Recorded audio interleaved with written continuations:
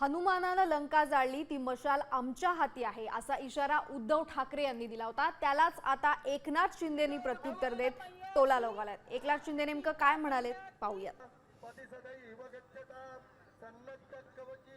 प्रभू श्रीरामा बरोबर जी वानर सेना होती त्या वानर सेनेने रावणाची सोन्याची लंका जाळून खाक केली होती।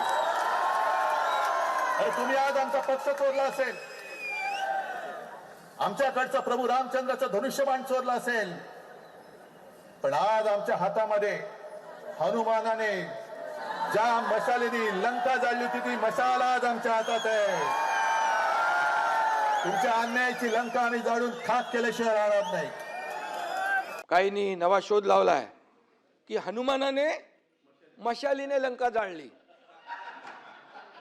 हनुमानाने भाई मशालीने लंका जाळली।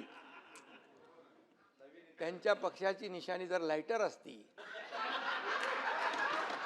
म्हणाले असतील लायटरने लंका जाळली।